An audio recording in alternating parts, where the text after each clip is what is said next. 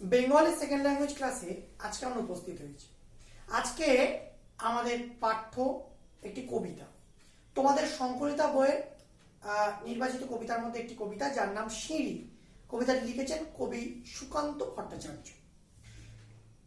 সিঁড়ি এই নামকরণটির মধ্যে দিয়ে আমরা বুঝতে পারছি যে এটি সিঁড়ি অর্থে আমরা যে ওঠার যে সিঁড়ি, সেই সিঁড়ির কথাই কবি এখানে বলেছে। এবং কবিতাটিতে কবি কি কি বক্তব্য উপস্থাপিত করেন তা আমরা কবিতা পাঠ ও বিশ্লেষণের মাধ্যমে বুঝবো। তার আগে আমরা কবি পরিচিতি সম্পর্কে একটু আলোচনা করি, কবি সম্পর্কে একটু আলোচনা করি। কবি সুকান্ত ভট্টাচার্য বাংলা সাহিত্যিক একটি অনবদ্য নাম, এবং কবি সুকান্ত ভট্টাচার্যকে কিশোর কবি হিসেবে আমরা চিনি। কবির জন্ম কলকাতায় 1926 খ্রিস্টাব্দে 25শে আগস্ট। কবি পৈতৃক নামে যদিও বাংলাদেশের ফরিদপুরে, তিনি কলকাতাতে মাতুলালয় থেকেই মানুষ হয়েছেন এবং তিনি পড়াশোনা যখন করছেন সেই সময়ে তিনি বামপন্থী আন্দোলনের সঙ্গে যুক্ত হন এবং বামপন্থী ভাবধারায় তিনি বিশ্বাসী হয়ে উঠেছিলেন।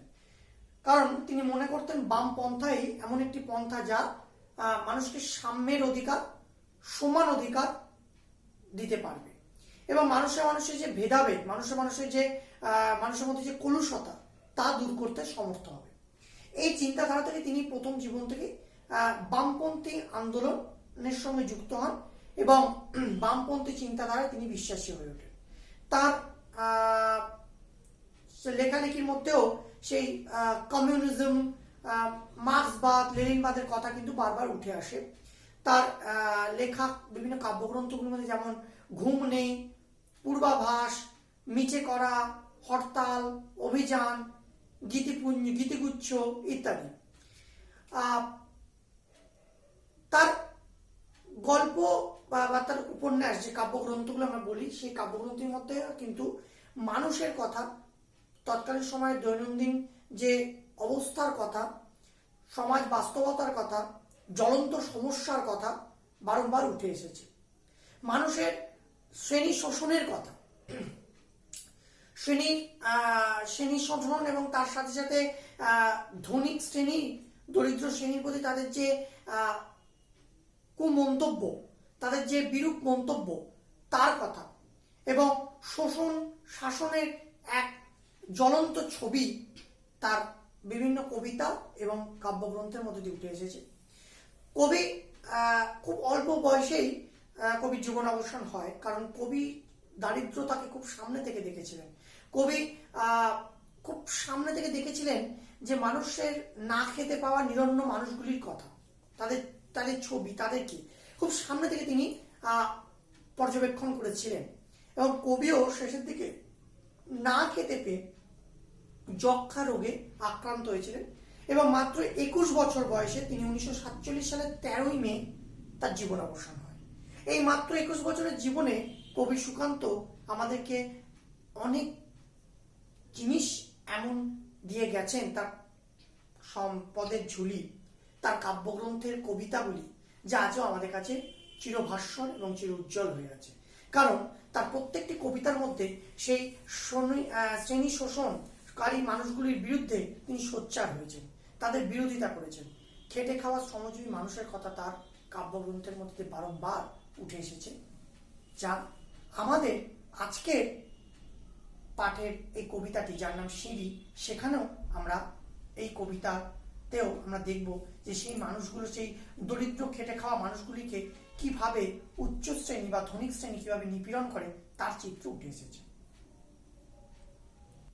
আমরা এবার একটু কবিতাটি পাঠ করি, কারণ আমরা কবি পরিচিতি দেখলাম, কবি পরিচিতি আলোচনা করলাম এবং এরপরে আমরা একটু কবিতাটিকে একটু পাঠ করে নিই, তাহলে আমরা বুঝতে পারবো, আমাদের বুঝতে সুবিধা হবে।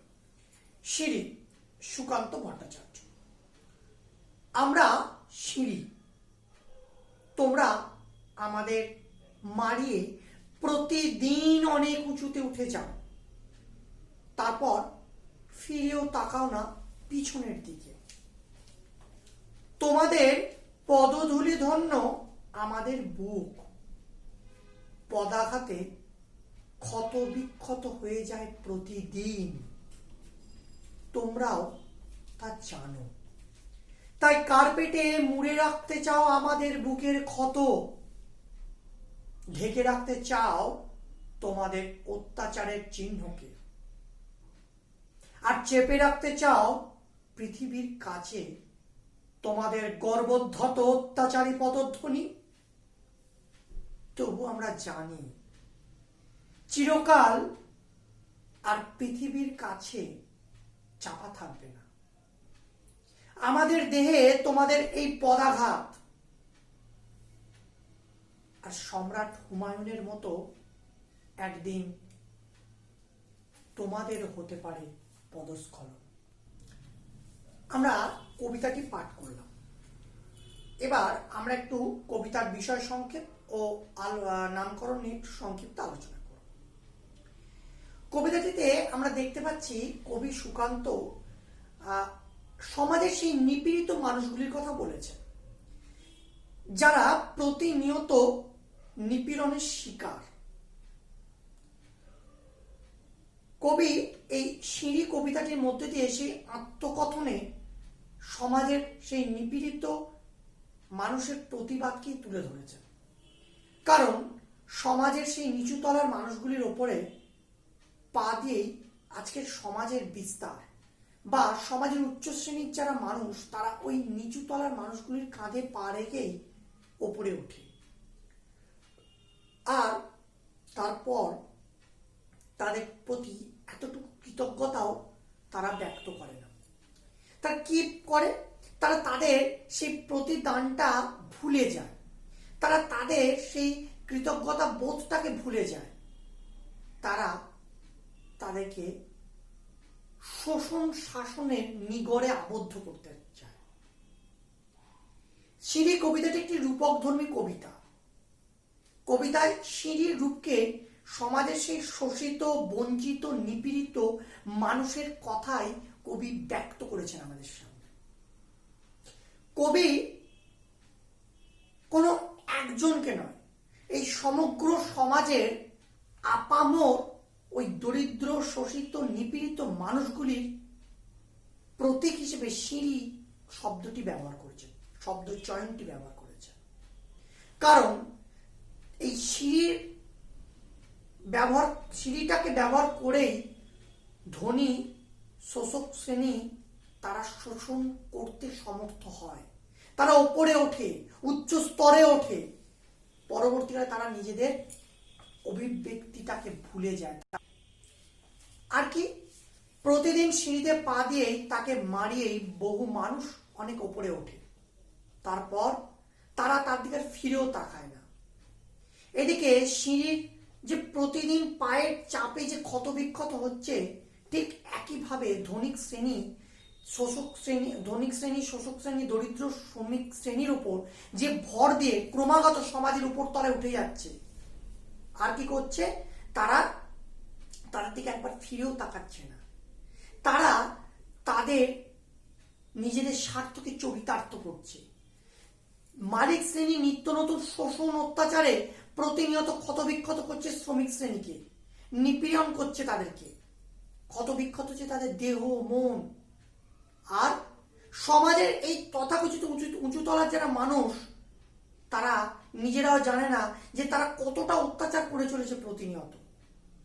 কখনো মাইনে না দিয়ে, কখনো তাদের অন্ন না দিয়ে, কখনো তাদের ন্যায্য পাওনা থেকে বঞ্চিত করে নানাভাবে তাদের নিপীড়ন করছে। তারা কিন্তু জানছেও না যে আমরা কতটা অত্যাচার করছি এই মানুষগুলোর ওপর, অথচ এই মানুষগুলোর ওপরে আমরা বলিয়ান হয়ে আজকে সমাজের উপরতলে অবস্থান করছি। এই অত্যাচারের প্রমাণ লোপ করতে তারা সিঁড়ির উপরে কার্পেট বিছিয়ে দিচ্ছে, প্রাণপণে চেষ্টা করছে সিঁড়ির সেই ক্ষত বিক্ষত শরীরটাকে ঢেকে রাখতে। যেমন আমাদের সমাজের ওপরের একটা মোড়ক আমাদের ওপরে চাপিয়ে দেওয়া হয়, আমাদের এই শ্রমিক শ্রেণীকে আড়াল করে, শ্রমিক শ্রেণীকে সামনে না আসতে দিয়ে তাদেরকে ঢেকে রাখা হয়। একটা আস্তরণ তাদেরকে চেপে রাখে, তাদেরকে চাপা দিয়ে রাখে। তারা কিন্তু কখনো কোনো ফ্রন্টে আসে না, সামনে তাদের আসতে দেখা যায় না। তারা সবসময় আড়ালে আবডালে থাকে, কারণ তাদের সেই ক্ষত বিক্ষত রূপটাকে কখনোই সমাজের সামনে, সমাজের দর্পণের সামনে আনতে দেয় না মালিক শ্রেণী। তাই তাদের ভয় দেখিয়ে তাদের লোক বলের দ্বারা তাদের ভয় দেখিয়ে তাদেরকে এক কোণঠাসা করে দেওয়া হচ্ছে, এবং তাদের অন্যায়গুলোকে, এই শ্রমিক শ্রেণীর প্রতি মালিক শ্রেণীর যে অন্যায়, সেগুলোকে মুছে ফেলা হচ্ছে। পৃথিবীর প্রত্যেক মানুষের কাছে তাদের ভালো মানুষের মুখোশটা যাতে খুলে না পড়ে, সেই চেষ্টায় রত সবসময় মালিক শ্রেণী। সেই কথাই কবি সুকান্ত এখানে বোঝাতে চেয়েছেন। আর কি বলছেন? যে নিপীড়িত মানুষের যন্ত্রণার ছবিও একদিন প্রকাশিত হবে। একদিন মানুষ জানবে যে নিপীড়ন কি জিনিস, নিপীড়নটা কি, তার ছবিটা একদিন মানুষের সামনে, পৃথিবীর সামনে, সমাজের সামনে উন্মোচিত হবে। এবং অত্যাচারী শাসকের সেই দিন আসল চিত্র, আসল ছবিটা, আসল মুখোশটা ধরা পড়বে মানুষের কাছে। আর যেমন সমস্ত শাসক শ্রেণীর পতন হয়, তেমন এই শাসক শ্রেণীরও পতন হবে। অর্থাৎ আজকে যে ভাবছে আমি ওপরে উঠে গেছি, আমি মালিক, আমি বিশাল বড় কিছু করে ফেলেছি, না, তারও সেই গর্বোদ্ধত সেই মালিক শ্রেণীরও একদিন পতন অবশ্যম্ভাবী। কারণ অত্যাচারী শাসকের যে পতন সম্ভব, সেটা নিপীড়িত মানুষ একদিন দেখিয়ে দেবে।